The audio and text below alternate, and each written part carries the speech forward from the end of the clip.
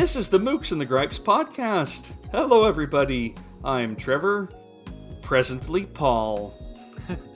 Oh, there he is. Hey, Paul. Here I am. Hey, I will be here presently. Oh yeah, I'm here. I hope everybody is having a good time wherever you are and whenever you're listening to this. It is Saturday morning, May 14th for us, and you know what that means, Paul. We have a giveaway to announce in this episode. We'll do it here in a few minutes, but I'm excited, and Jackie just barely emailed us her entry, this morning when we woke up that was there. So slipping in right under the wire there, as she admits in her email, and I think she sent us a DM on Twitter or something saying, "Oh, I got it in, maybe not." It's a very valid strategy. Come in late and strong. Yeah, so we'll get to that here. We'll get to it before we get to our main topic. After kind of in the middle of all this preliminary thing is what I'm thinking. But to just let you know what we're going to be doing today. We are going to be talking about our dustiest books. In other words, the books that have sat on our shelves unread the longest. This is a suggestion from listener Jerry Faust. Loved getting your emails, Jerry, on various things, both as comments and entries. We definitely welcome that from everybody, and we welcome suggestions for topics. Padma suggested the Comfort Reads episode, and that was a whole lot of fun. It was. Jerry recommended this one, and here's kind of what he said. First off, thank you very much. He says, I hope you're recovering from your recent bout with COVID and feeling better every day. Yes, I think I feel back to normal pretty much. I get a little tired maybe, but that could just be me. Right. It's just having kids. It doesn't feel too much different from the way it used to feel. Maybe I use it now as an excuse like, oh, I am sure getting tired today. Better go lay down and read for a while. But I am feeling a lot better, and I hopefully sound better than I did in that last episode. I didn't know I had COVID when we recorded that. That was something I tested positive for the next day on that Sunday.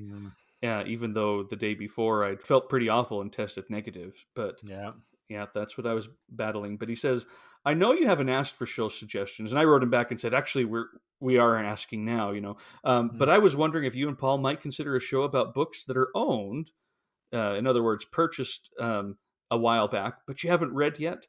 I have several books that I've owned for a decade or more, but I just can't make myself read them. And I continue to acquire more all the time. I don't know. I don't know what he's talking about there. Yeah, I can't relate at all.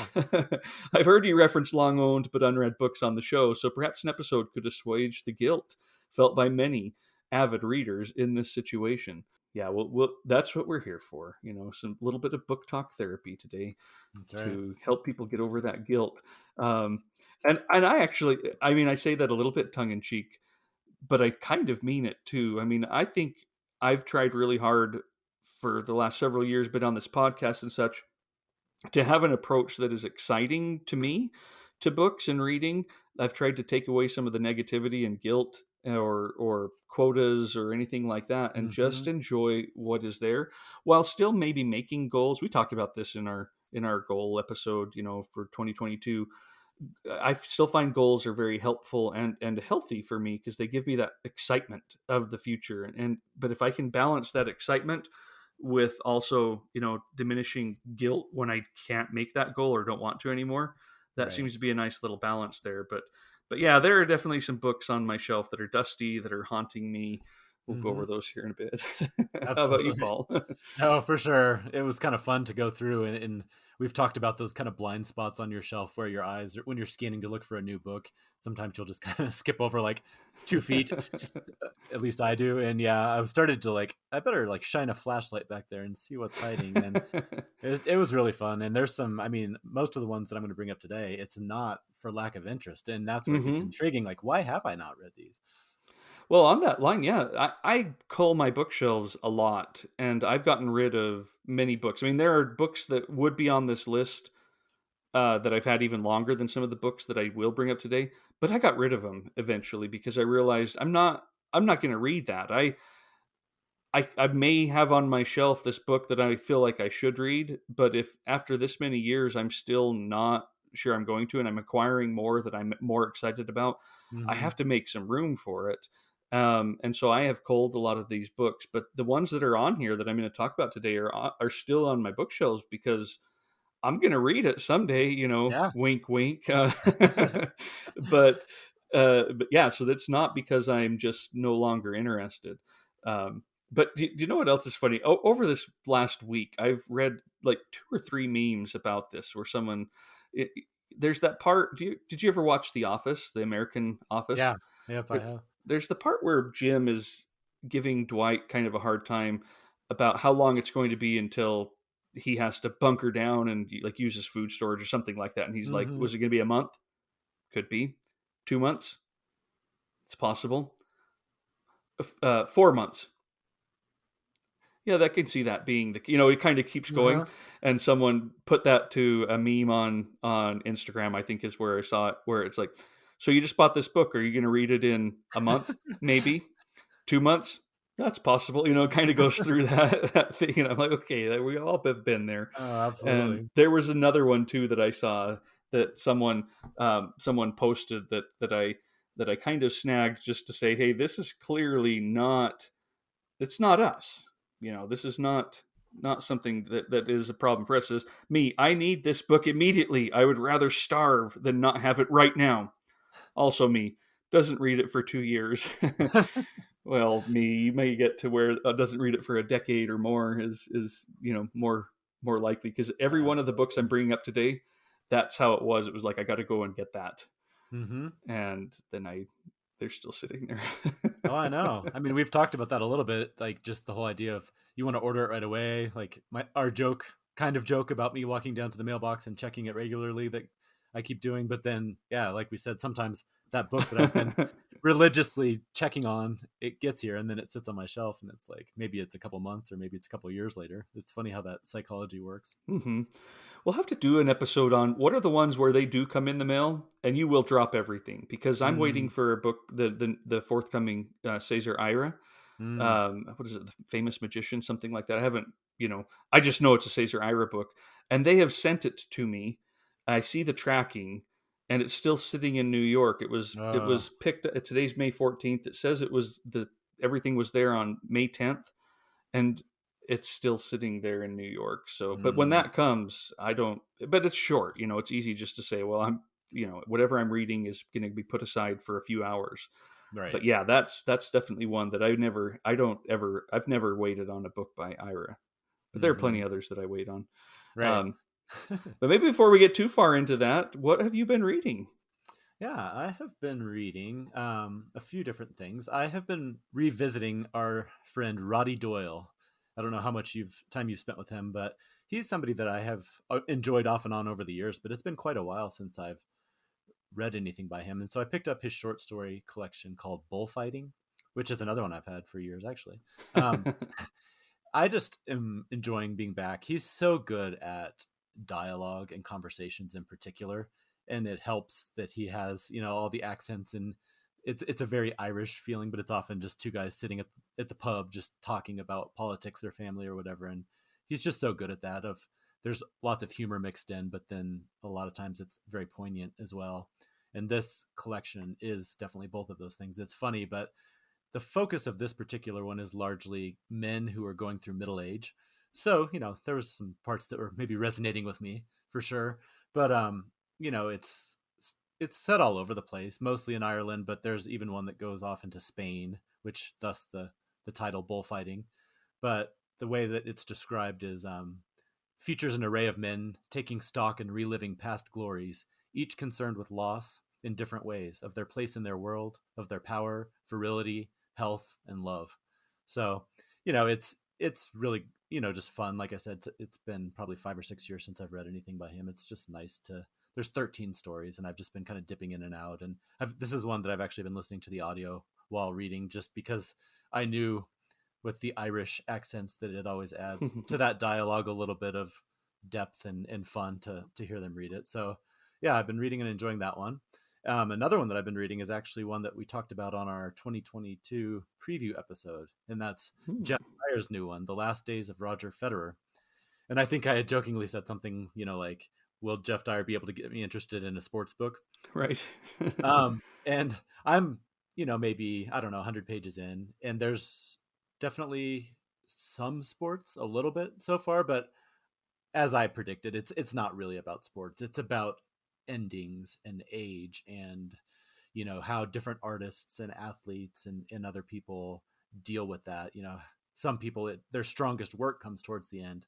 Other people, they reach a peak earlier in their career and they chase it for the rest of their lives and never quite get there. And so, yeah, I mean, it's really good. It's in true Jeff Dyer fashion. It's kind of, it meanders and wanders, and it's divided into these really short little sections, and there's general themes that run through, but often it'll, they're numbered sections and it'll jump around quite a bit.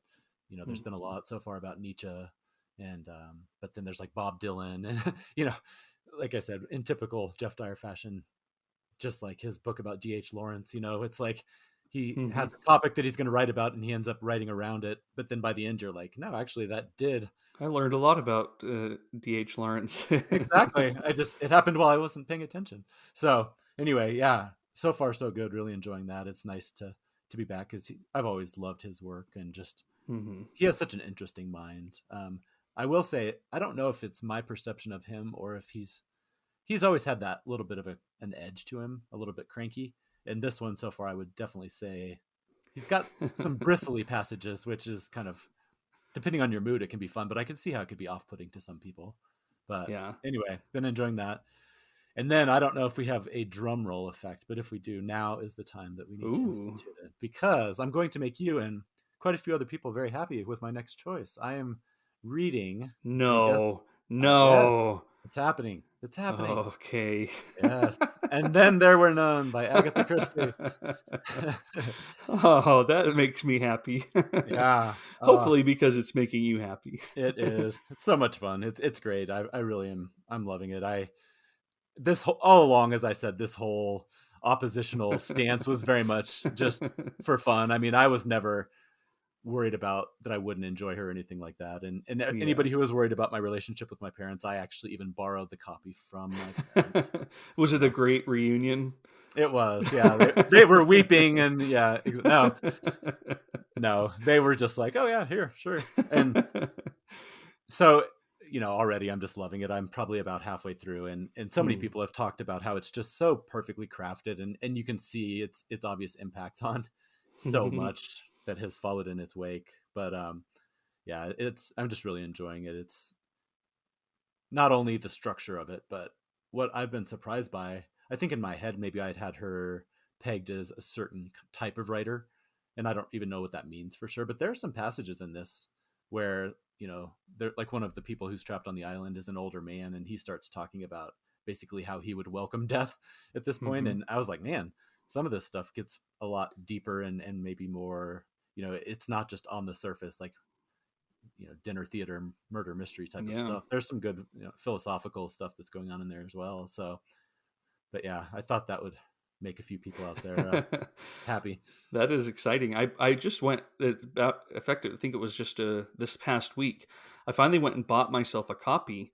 I've been waiting for like the perfect copy and I can't find it. So Mm, I've went and bought it so that I could read it to my older sons sometime in the next little bit. nice. So that's fun. Yeah. Yeah, So that'll be good. That'll be. I mean, not that they're too directly connected, but you read them the Westing game earlier yeah. this year. If they enjoyed that, I could see, some of that, the mystery and trying to figure the who done it aspect being appealing to them. Yeah. I hope so. I think they'll really be invested when it comes time to do it because again, she Hmm. just does such a good job of once you get kind of past the hurdle of knowing the characters, which always happens, feels like really unnaturally fast in Hmm. her books. Like, how do you introduce me to a cast of 10 people and I suddenly know who they are after, just 20 pages or so? It's Yeah. amazing. But I think once you get past that, this one is so, one thing after the next until it's done. And Yeah, it's very propulsive for sure. And I mean, I'll just go ahead and open it up now because I'm sure that I will want to read more.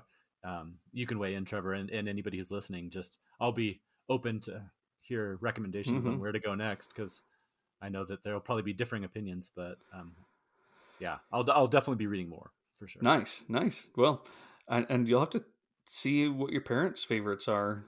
Yeah, I What should. We which could ones are report back. theirs that that they like, because they've read a lot more than me. And Simon, our guest a few weeks ago, I Mm-hmm. know he's read a lot more than I have, but I've enjoyed most of the ones that I've read. The only one that I was like, I had a really hard time with that up until the time I shut the page and was like, I guess I just didn't really like that one, was Death in the Nile. Oh, I interesting. just didn't, that one was hard for me, and it never really satisfied me either at the, as it came to an end. Um, but other than that, I've always really enjoyed her books. But my favorite one is the one you're reading right Mm-hmm. now, But Yeah, I can see why. It's great. well, I just finished a book that would apply to today's episode. Other than I just finished it, it's Thomas Pynchon's The Crying of Lot 49. It's first Pynchon I've read. Everyone was posting about his birthday a week ago, and so I thought, you know what, let's do this. It's a Yeah. short book.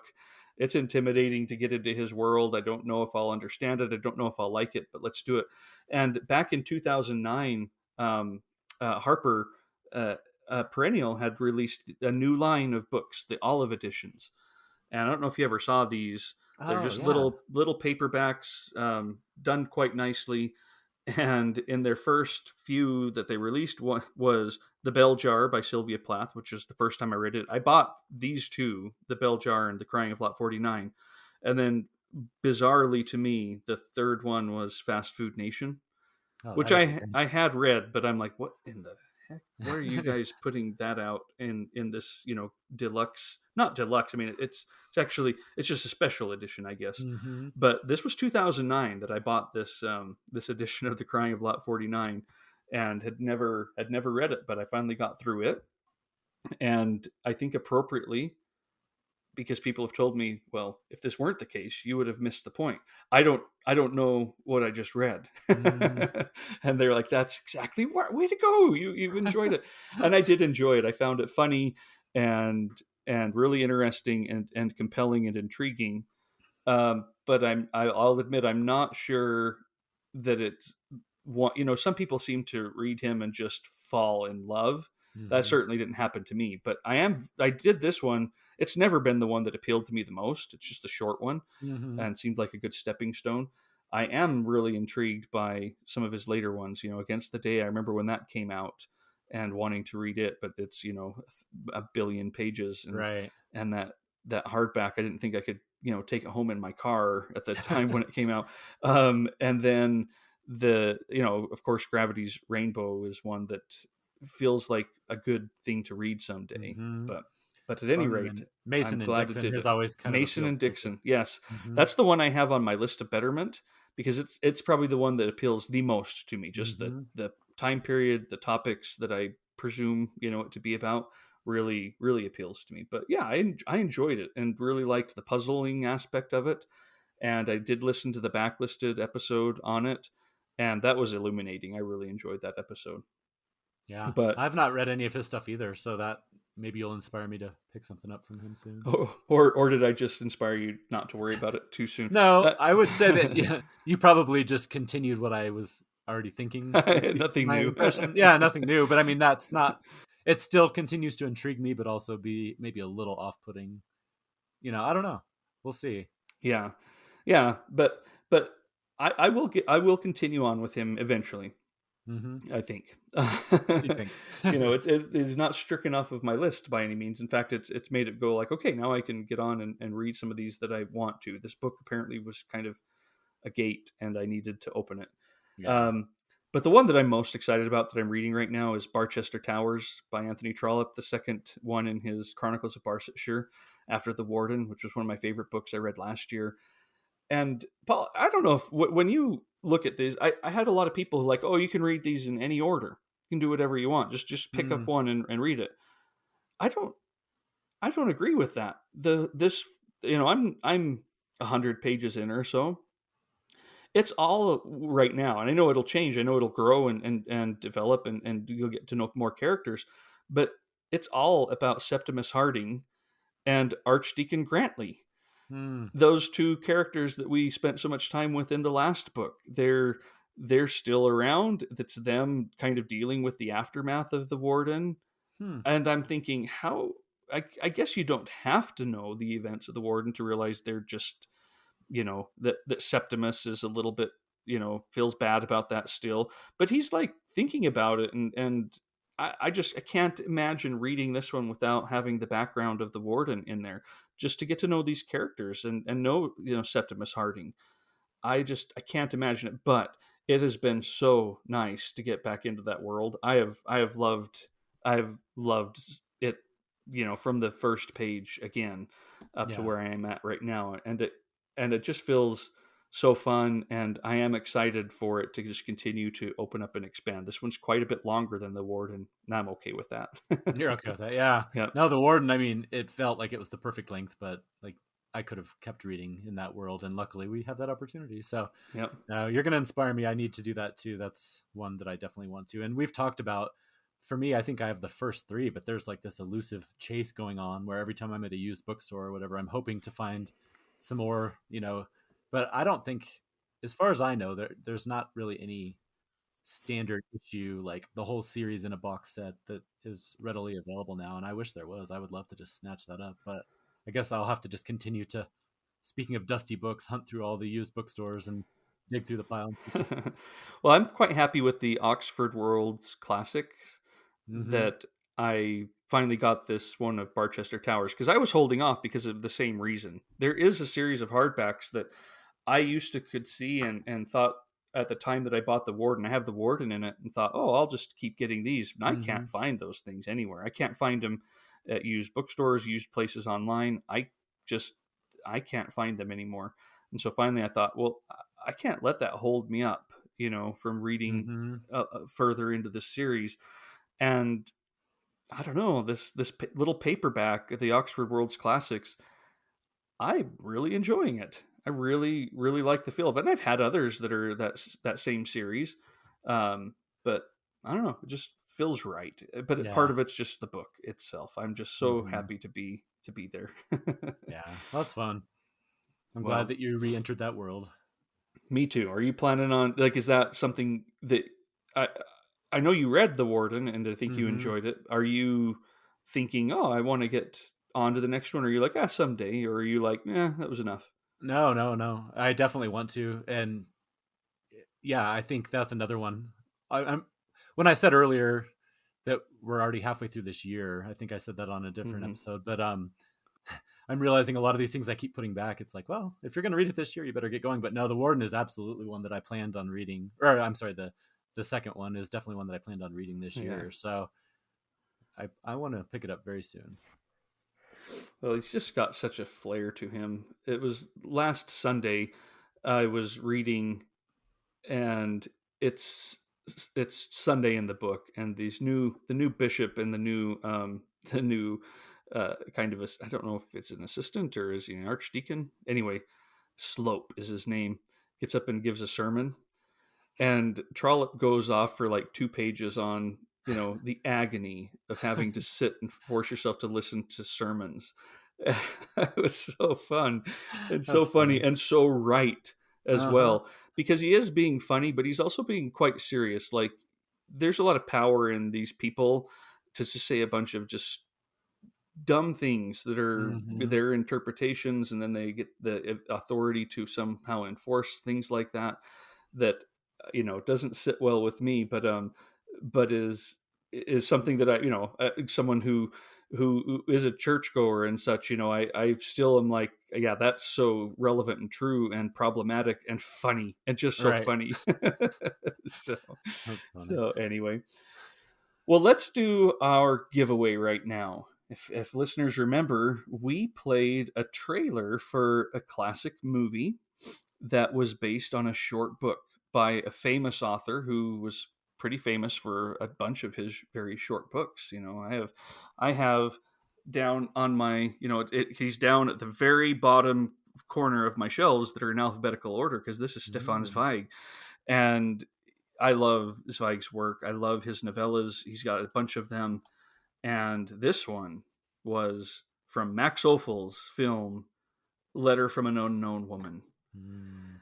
But yeah, we definitely got some entries of people who really enjoyed it, and in fact, one from Ruth Sutton says, I don't know how she figured it out, but she says the book and film are both titled "Letter from an Unknown Woman." The book is by Stefan Zweig. I've not read or seen it. The Zweig has long been on my read list, and I'm like, well, how did you figure it out? Yeah, That's really cool. That's it very is. cool. And then another one too, that from a few people who have seen the movie and loved it. And I do love the film and I love the book. All right, let's get this on and to do a little drawing. We've already done a drum roll in this episode for That's something true. much more important than this giveaway. But another time for giveaway, I'm going to kind of shuffle through these. Okay, the winner is Bill Martini. All right. Congratulations. Congratulations, Bill. We've got a copy of Mrs. Palfrey at the Claremont, the very recent release from NYRB Classics, their edition of it. Not a recent release in terms of, publication of the book itself, but of their edition. We will get that sent off to you. I will be in touch to get your address. And congratulations, Bill. And thanks everybody for entering. We're excited to do more. I've got some other ones that are, I think, going to be fun giveaways. I think you have a few, Paul, that you were mentioning. And again, I'm not giving you my old used books, folks. These are just books that I'm excited to give people, and so we've got an extra copy of a few of them.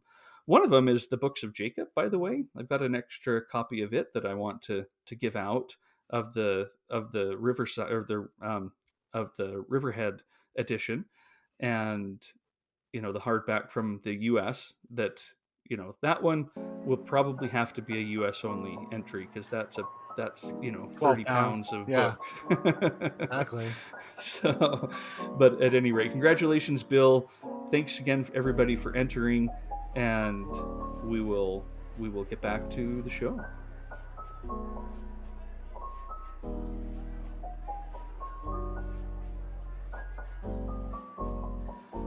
All right, Paul, that's fun, preliminary stuff.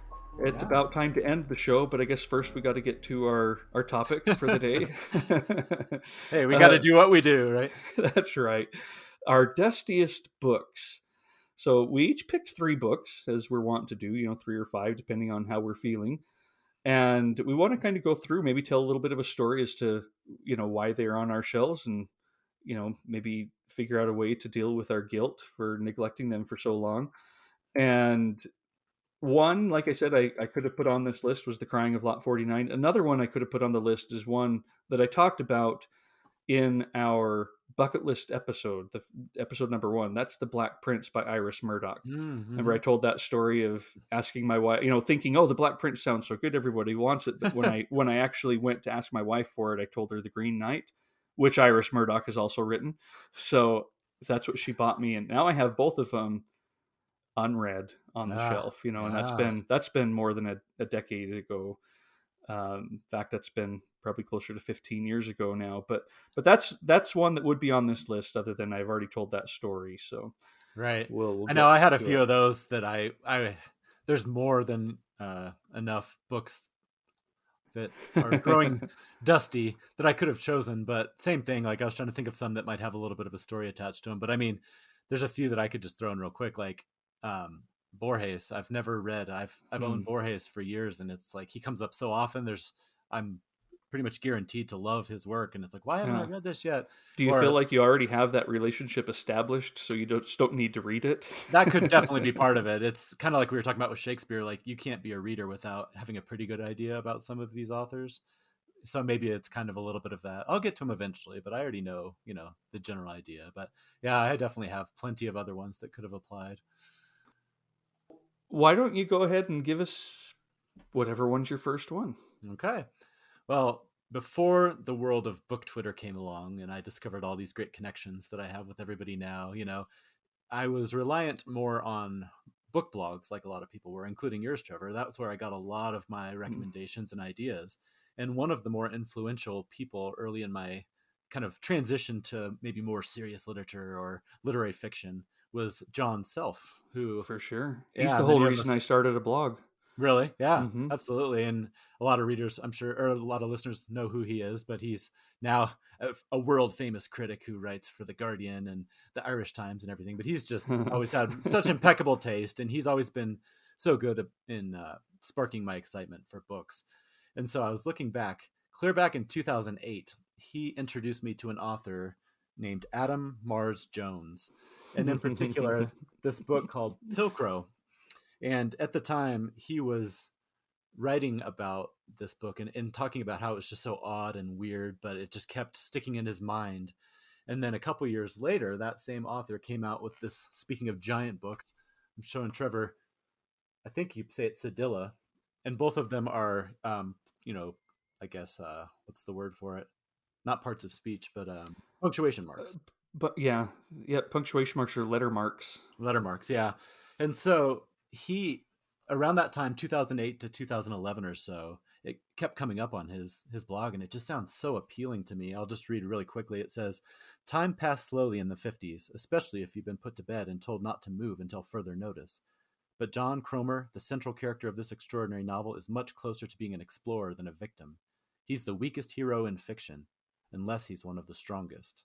And so it says, "Meet John Cromer, one of the most unusual heroes in modern fiction. If the minority is always right, then John is practically infallible. Growing up disabled and gay in the 1950s, circumstances forced John from an early age to develop an intense and vivid internal world."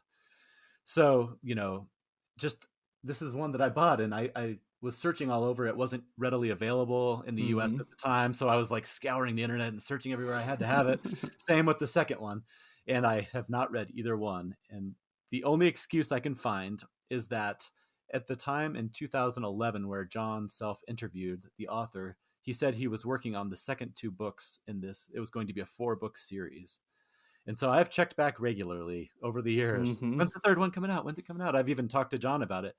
And as far as I can tell, this project may be dead on the vine, unfortunately, or maybe it'll come out eventually, but there has not been a peep about any third book coming out. So I think rather than waiting for the rest of the series, it might be time for me to just go ahead and dig in and enjoy these books after whatever it's been, 10 plus years. Yeah, I think I remember when all of this is going on, and I also was like, well, should I buy these books? This sounds like such a great series. And another one of our friends was influenced, I'm not sure which name she would prefer that we use. So I'll just use her pseudonym, Colette Jones, online, is kind of in a similar boat where she went and got him and read him and was so excited, and now there's no, the continuation isn't there. And I've seen John self even bring it up on Twitter over the years, many times bring it up because it's been so many years, and that it's just doesn't know if it's coming out. I know. And it's a bummer because in some ways it kind of takes away my excitement, because we've talked before, especially in the fantasy episode, how I'm less tempted, to be honest. Like Are you? I probably won't get to them. Like, I don't feel like, well, I guess I'll just read and enjoy what we have. I'm more like, well, I don't, but that could be just me being stupid. So no, I mean, it's kind of like, Gogol's Dead Souls or some of those books where you realize like they died while they were writing it and it just will never be finished. And heading into it with that knowledge is kind of, I don't know, you have to adjust your mindset for sure. So I don't know. Every time I look over at my bookshelves, I do feel a little guilt because I've owned them for so long, and the level of excitement I had when I first got them was so high. But there are some factors weighing in to maybe excuse a little bit why I haven't done it. But I don't know. I'd still like to dip in one of these days. Very good. That, like I say, I've been tempted to buy those before, and so those could be on my list too. Except for they're not collecting dust on my shelf, Paul. I think mine have enough dust for both of us. There we go. And you picked 2 books, so that's true. I'm going to cheat just a little bit for my first one. Just a little bit, though. I think you'll see why. And my first one is a science fiction book. It won the Hugo and the Nebula, and it is Connie Willis's Doomsday book. I bought this book 2000, 2001. I don't know exactly when. I know I was in college, and I was working with a friend at a log homes place, and he loved it and told me, oh, you need to read it. And at the time I'm thinking, definitely I'm going to go and grab this book. So I rushed out and bought it, and it's pretty big. It's about 600 pages, but it sounds fascinating. It still sounds fascinating to me. It says, for Kivrin, it's science fiction, so right, gotta have a difficult name, right? Preparing for on-site study of one of the deadliest eras in humanity's history was as simple as receiving inoculations against the diseases of the 14th century and inventing an alibi for a woman traveling alone. For her instructors in the 21st century, it meant painstaking calculations and careful monitoring of the rendezvous location where Kivrin would be retrieved. So, I'm gathering she is a time traveler from, sometime in the future, going back to the 14th century during the plague and all of that. Mm. But a crisis strangely linking past and future strands Kivrin in a bygone era or a bygone age as her fellows try desperately to rescue her. In a time of superstition and fear, Kivrin, barely of age herself, finds she has become an unlikely angel of hope during one of history's darkest hours. I just think Mm. it sounds fun. So It I does. went and got it, but I never read it. And I got rid of it somewhere along the way. And so that's why this is a little bit of a cheat, Ah, because the interesting. book that I'm holding up right now is a repurchase that I probably did 5 years ago when I was listening to um, uh, Gary K. Wolfe. He's a science fiction expert.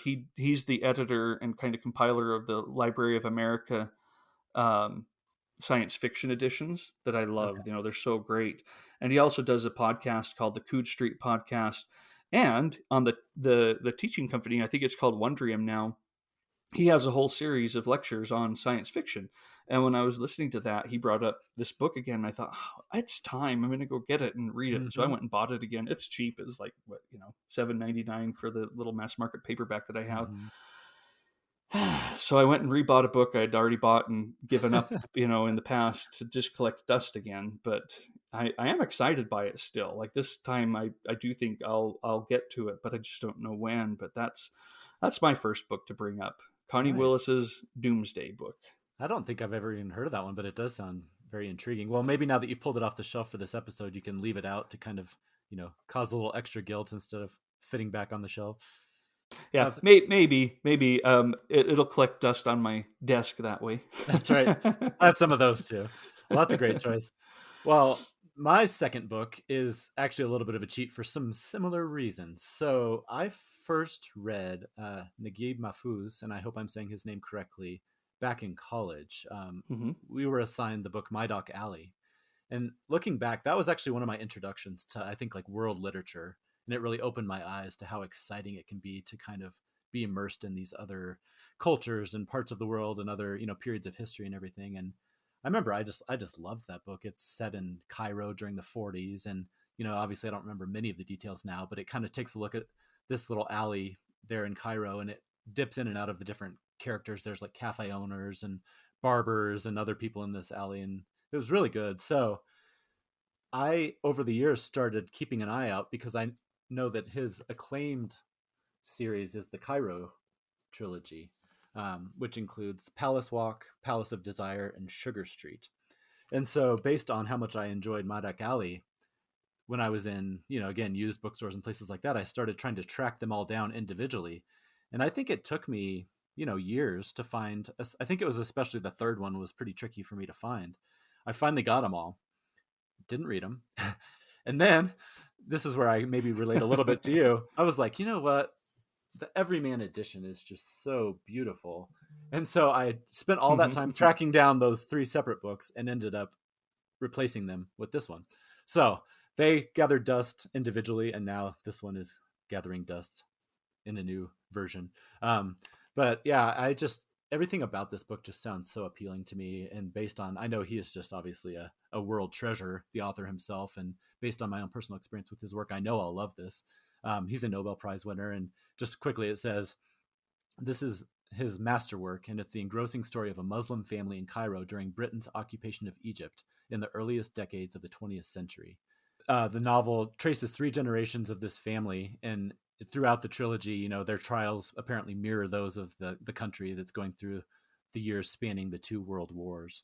So to me, that just everything about this sounds wonderful. So it's a double cheat because this is not the first editions that were gathering dust, and also this is three books in one. But if I'm showing Trevor, I mean, it is one book. It's all Yeah. gathered together. When did you buy that edition? I think I bought this second edition it's probably been 5 or 6 years ago. Okay. And I think those other ones I gathered over the course of probably at least 3 to 5 years. So cumulatively probably a decade. And each one, maybe 5 years apiece. Well, another confession here. This shows influence, right?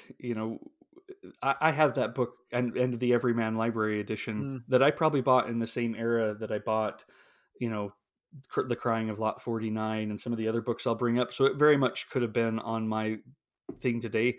Had I not, it's still, I mean, how books just become part of, you don't see them anymore mm-hmm. because they've been there so long. I forgot that I had, like when you said that, I went and looked on, I didn't go anywhere, but I looked back on my shelf and there it is. And Yeah. I just skimmed right across it when I was looking for books for this episode, but it very much could be on mine too, because I bought it, 10, 15 years ago and have not read it yet. Have you read anything by him? I haven't. I Yeah. haven't. I mean, it shows how influential certain books can be, because even though I don't remember the details of My Doc Alley very much, it clearly made such an impression on me, because I have this one, and I have at least 2 or 3 of his other books that I've just seen at used bookstores and picked up. So, it's one of those where I need to actually start reading them. But I know our friend Stuart McAbney is a Mm-hmm. big fan of his, and I think he has, this might not be correct, but he has most, if not all, of his Yeah. books He's now. got an impressive collection that he posts Hmm. sometimes on Yeah, Twitter or exactly. Instagram. Mm-hmm. So, yeah. All right.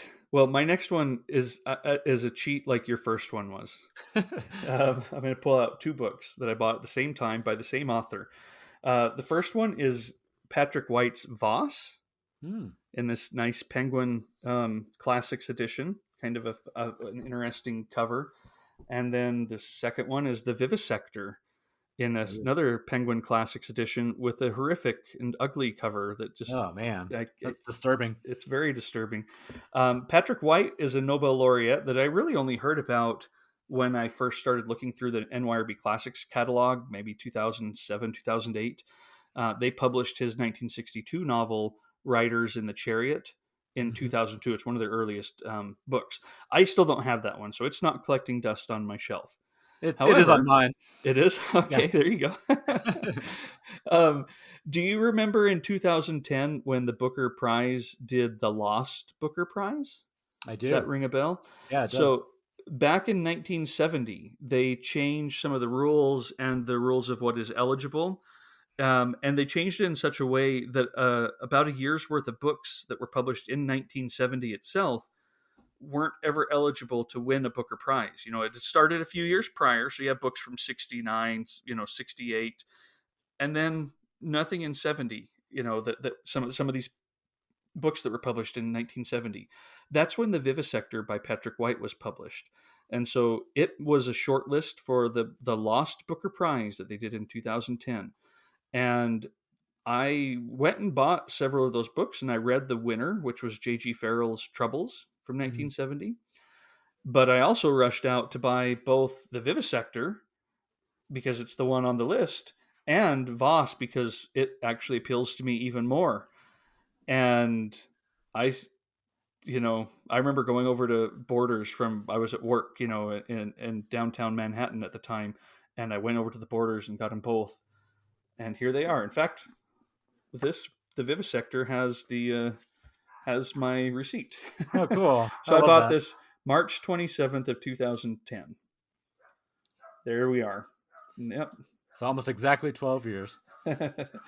Oh, and it looks like I actually got the place wrong. I bought this at a bookstore called Words in Maplewood, New Jersey, Hmm. not in downtown Manhattan.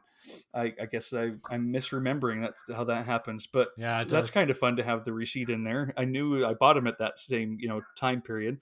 Um, but yes, there they are. Patrick White, Nobel laureate, Very cool. similar to your last one, I guess, with Mahfouz, but never read. That's funny. Just what you said right now about memory is interesting, because one thing that I was doing when I was looking for this episode was trying to figure out when I bought some of these books. And before nowadays I try to avoid Amazon as much as I can, but when in the early Hmm. 2000s, we definitely got a lot of our books through there, and the history will still show you all of your purchases clear back. Yeah. So I was looking back at our Amazon history of just some of the books we bought, and it was really fascinating to see. Oh, I should have done that too. That would be Wow. interesting. Well, the first books that I saw that we bought when my wife and I were first married was the first 4 books in the Harry Potter trilogy. That was the Hmm. first order that I ever saw on Amazon, and it was at the very beginning of 2001.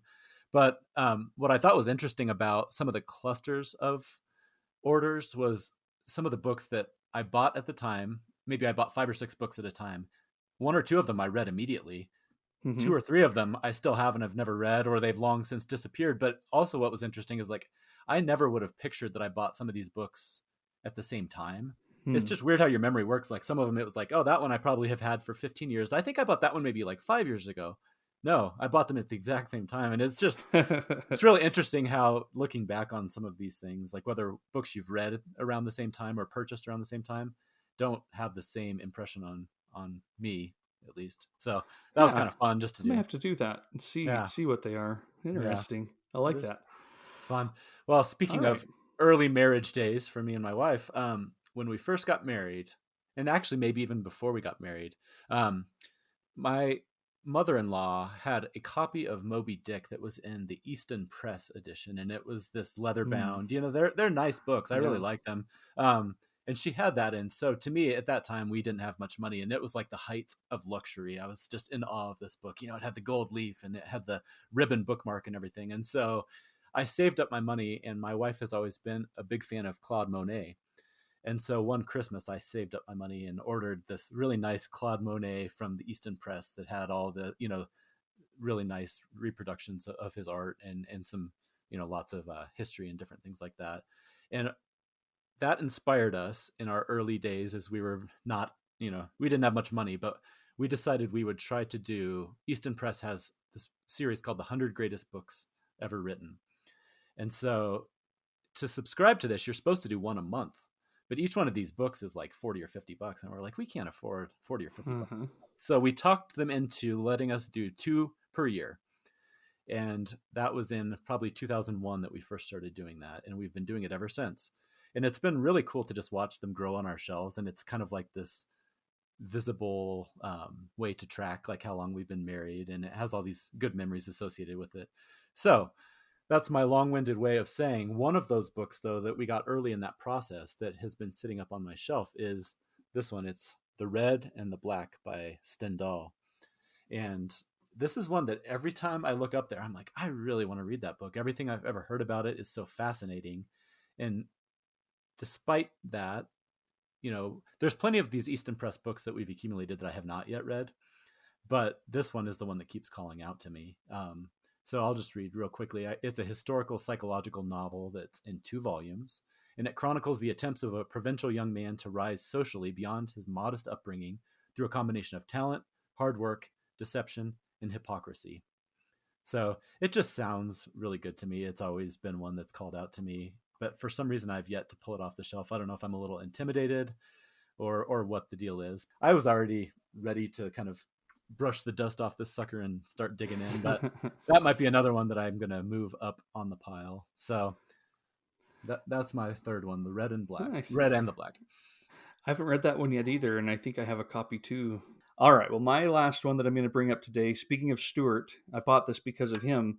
Um, I read The Name of the Rose by Umberto Eco in 2004, 2005, sometime around there, and I really liked it. I thought it was great. Really loved the mystery, really loved the topics and the content. In fact, I think I brought it up a few episodes ago because of it in our books about books.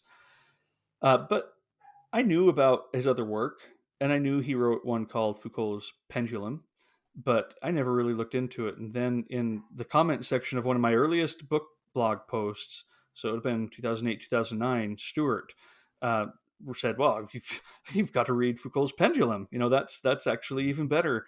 And others echoed his recommendation. When I looked into it, I thought, that does sound like just something I want to read. That sounds mysterious. It sounds fun. Um, it just sounds so cool. A coded message about a centuries old Knights Templar plan to trap a mystic source of power greater than atomic energy. I mean, goodness, that just, I love this. It's just Rosicrucians, the Great Pyramid. I mean, it sounds like so much conspiracy theory nuttiness that Mm-hmm. I kind of like in the hands of someone like maybe Ecko. So I quickly went out and bought the book. I think it was around October because I thought, oh, I'll read this. It'll be great for this time of year, Halloween and just the fall in general. And of the books I have on this list, it's the one I have most often pulled off the shelf thinking, okay, the time has come. So it's Mm-hmm. maybe not as dusty, but not because it hasn't been owned as long, just because I do remove it often. But I put it back because something else takes precedence. I think I'm kind of intimidated by it to an extent, and maybe part of that's because when you do lose that initial flame, it can feel intimidating to get back into something, Mm-hmm. even if it's not because you're scared of the book. Like it's not like Finnegan's Wake or something. But I don't know what it is. But that's my other dustiest book on here that I can't believe I haven't read it yet. Yeah. But it's collecting that dust for years now. So that'd be about 13 years or so that I've had that book on my shelf. Yeah. He could have been probably on my list too, because I have that one and I actually have The Name of the Rose, both of which I've owned for Uh-huh. years and years and haven't read. And then I have a third one by him, The Island of the Day Before, which I haven't read. But Mhm. my wife, of the three, she read that one and actually really loved it, The Island of the Day Before. So every time I hear somebody talk about him, I'm like, why have I not read him yet? But Yeah, I'd be curious if your response to, the only one I've read is The Name of the Rose, and I really enjoyed it. Just, yeah. well written, creepy, somewhat bizarre, Mm-hmm. and Aristotle and monks with their books and all that. It was Oh, fun. it really appeals to me. I don't know if there was like some, not that I'm comparing the two, but some Dan Brown backlash, like when all of his like conspiracies and all this like Yeah. weird religious symbolism and everything came out. If I was kind of like, I'm not gonna read Umberto anything. Ecko, what a cash grab. Yeah, no, definitely. Like I said, it's a very thin connection, but I don't know if that's part of the reason why maybe I avoided him for a while. Just kind of like that was in the, in the, not the news, but just in the zeitgeist for a while there. But I don't know. Hmm. But yeah, that's a great one. I would like to read that one too. Oh, well, and yet here we are, I at the end know. of another episode with a weekend before us. I know you're really busy, and hopefully you get some time to read. And I always sit here and think, well, I wish that I could go and read every one of these that we've brought up today. I know. Starting today, there were no other worries or things going on. But not Exactly. only that, we have assigned ourselves other reading for the next episode. We have. If you remember, right, listeners, in our last episode on short books, we prepared for we our next episode is going to be the assigned reading that we did in there, where both Paul and I picked a short book to assign, and I have read yours, Paul. I've read Mauro Javier Cardenas's Aphasia. And I need to I kind of put aside Giorgiono's Enemonde when you signed that one, because I thought, well, I'm going to read his first, Mm-hmm. and then I'll get back to Enemonde, which is translated by Bill Johnston, and so I'll be starting that one today for sure, because I got to be prepared for next or for 2 weeks from now when we Mm-hmm. record that episode. But Yeah. how's that going for you, by the way? I don't think we should tell each other our thoughts or feelings quite Right. yet, but if you managed to make it through I did the same either of thing. them. Yeah, I read Aphasia first because I don't know if part of it was yours is much slimmer. Neither one is very big because we both picked fairly short books. Mm-hmm. But I think I was wanting to make sure that I got the bigger of the two done, Yeah.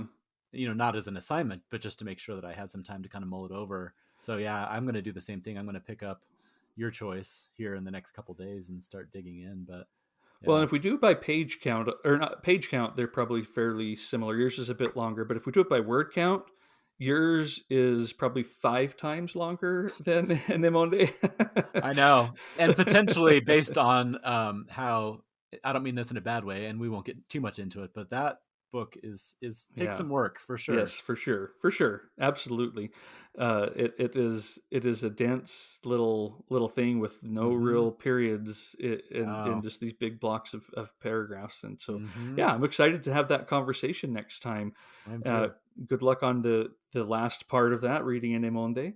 You too. I have not read it yet, so I hope we both like it. I We'll know here I do soon. too. I bet we will, but yeah, I'm looking forward to that one. Yeah. All right. Well, thanks everybody. Thank you, Paul. Yeah. Again, I know you've got some busy time, so good luck with all of that. Thank you. And I look forward to talking with you here in a couple weeks. Absolutely. Thanks. Thank you for listening to this episode of the Mooks and the Gripes podcast. You can follow the Mooks and the Gripes and get show notes and book and film reviews at mooksandgripes.com. On Twitter, you can find Trevor at Mooks and Paul at BiblioPaul.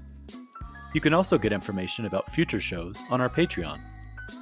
If you'd like to donate to the show, Anything and everything, even $1 a month, helps and is deeply appreciated. You can become a patron at patreon.com/mooks. Until next time.